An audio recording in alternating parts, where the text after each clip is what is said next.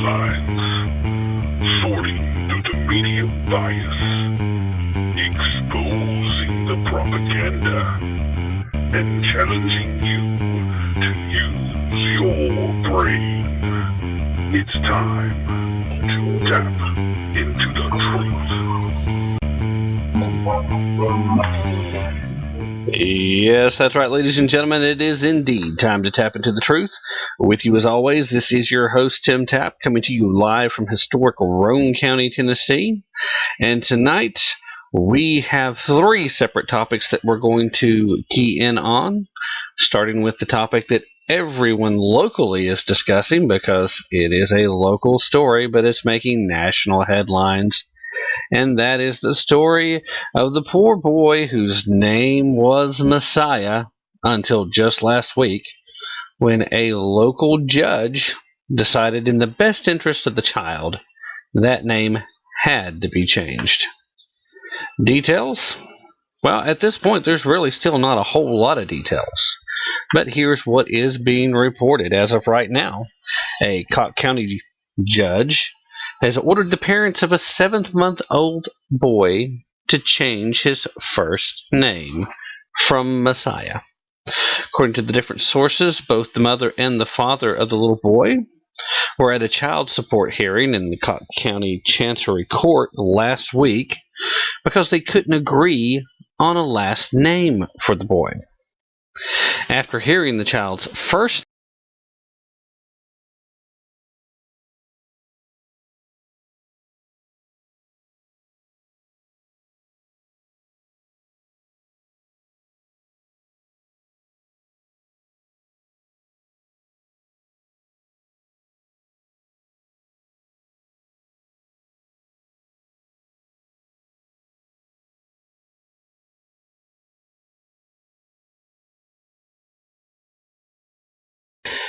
And not too long ago, the word came out that the Civil Liberties Union, the ACLU of Tennessee, was going to get involved in this case.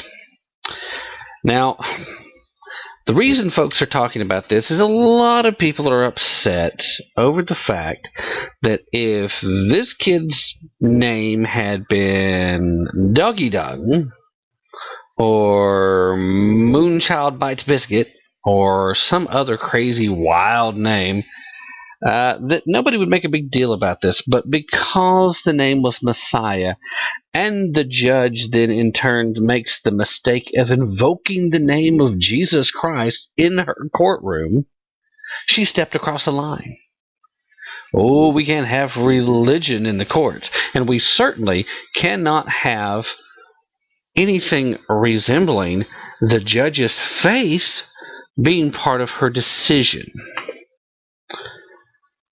Problems continue when we continue to ignore the fact that we're supposed to leave religion out of the courtroom. At least that's what the ACLU tells us.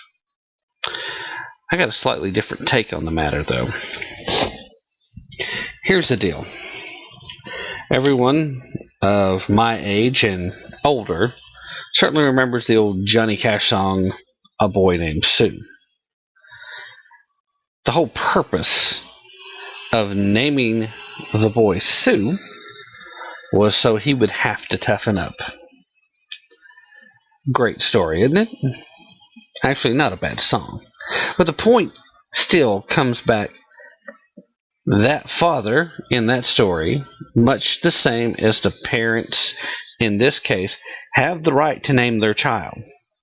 The judge in this matter felt that that name was disrespectful to her beliefs. But, that disrespect aside, she felt it was in the best interest of the child because she was afraid of the ramifications, the bullying and the taunting, the teasing, all those terrible negative things that children tend to do to each other anyway. She felt it was in the best interest of the child. And actually, in the long run, it may very well be.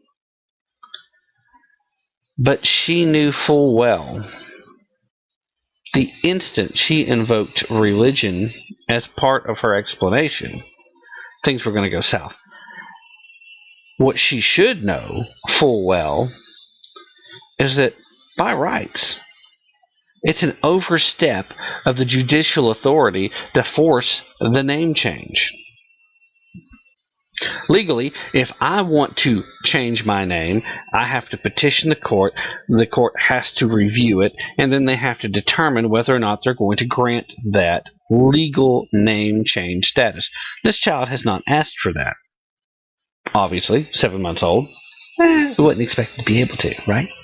Not a lot of 7-month, 17-month, 7-year-olds that are out there petitioning the court for much of anything.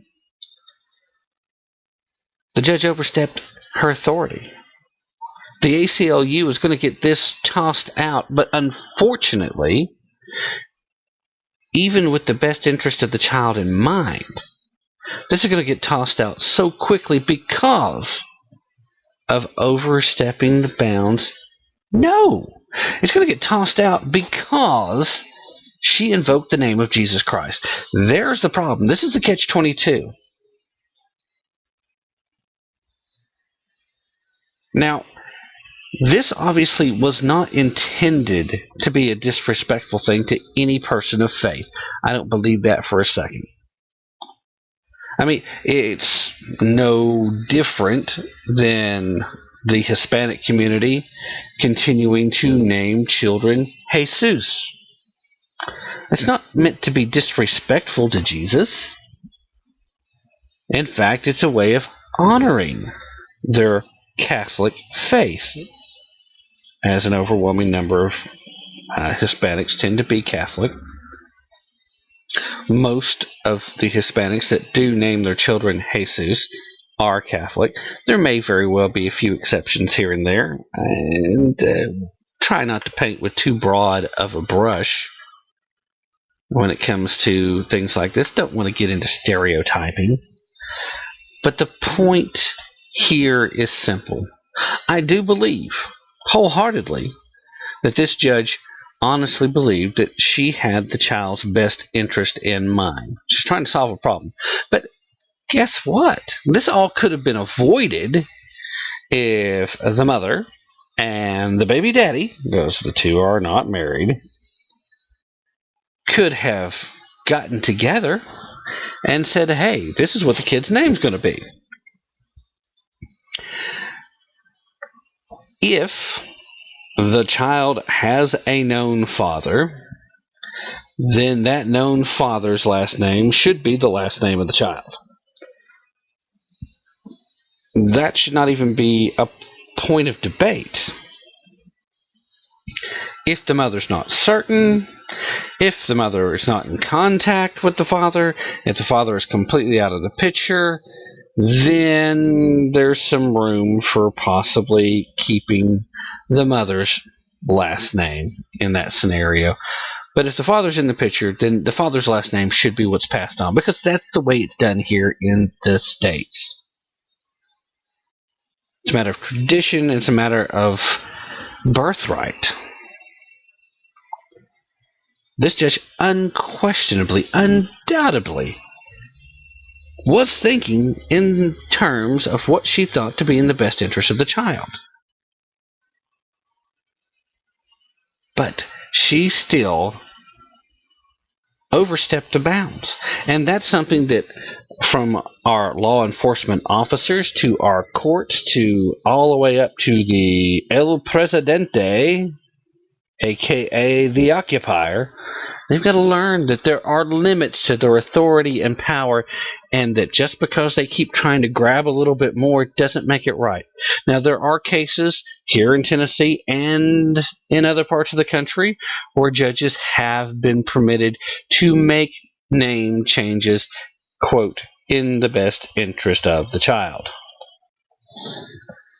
The extent of these name changes and how they've been permitted,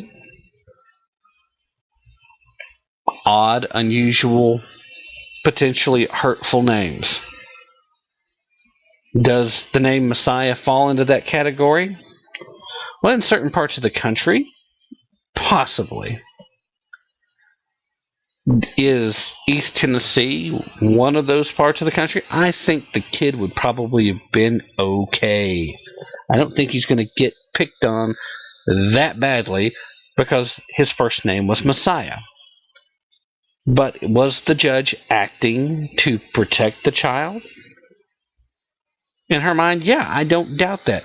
But where she messes up, if she wanted this to stick, is when she invokes the name of Jesus Christ. Because you're not allowed to impose your faith onto someone else. That's the very definition of separation of church and state. We've talked about several times on this broadcast and through blogs that I've posted. And, if you talk to any conservative that's running a blog or involved in the media in any fashion, the whole concept of religious freedom and freedom of speech, this freedom of religion issue is intended to be focused on a very precise area. The very nature is that the state does not have the authority to impose religion upon any of the people. Therefore, no individual member of the state, whether it be part of the elected legislature, part of the executive branch, or part of the judicial, they have to uphold the rights of all faiths and religion. They do not have the authority to impose their personal beliefs on someone else, because that is the very definition of establishing a religion. Now, granted, it doesn't do it widespread. This is very focused, but that's where this gets tossed out. This case very well might have stood no grounds for appeal had she not crossed that one last line. Now, regardless of what her personal belief was, if she had not said it out loud, this is probably a non-issue. It probably doesn't even get appealed. But that in and of itself is also wrong, because the judge should not have any level of authority to tell the parents what they can and cannot name the child. If the two parents were actually in agreement with the first name, it was their last name they were fighting over, then what right does the judge have to intervene there?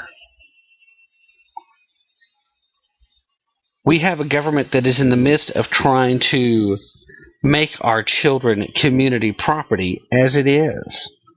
That warning was given to us through the fine folks at Lean Forward from MSNBC.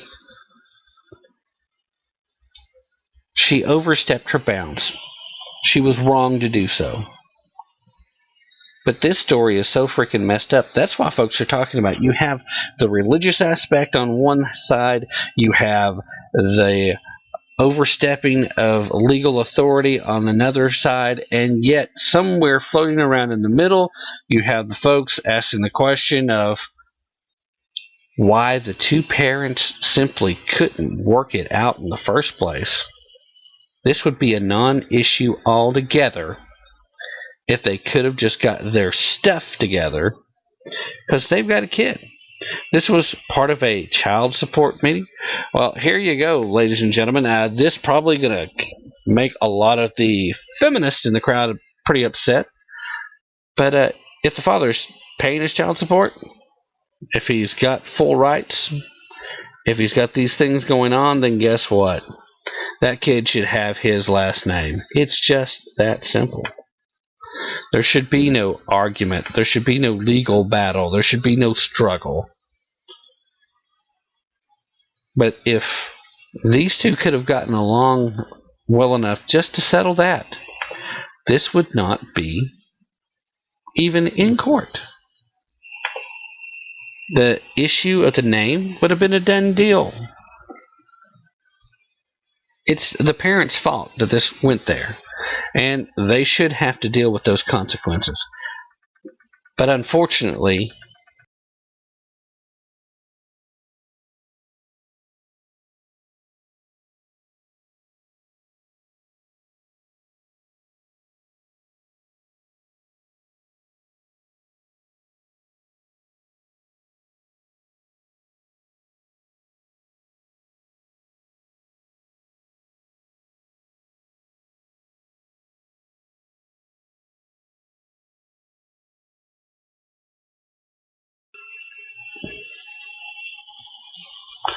to be wary of, because ultimately, when any part of the judiciary interferes with parental authority,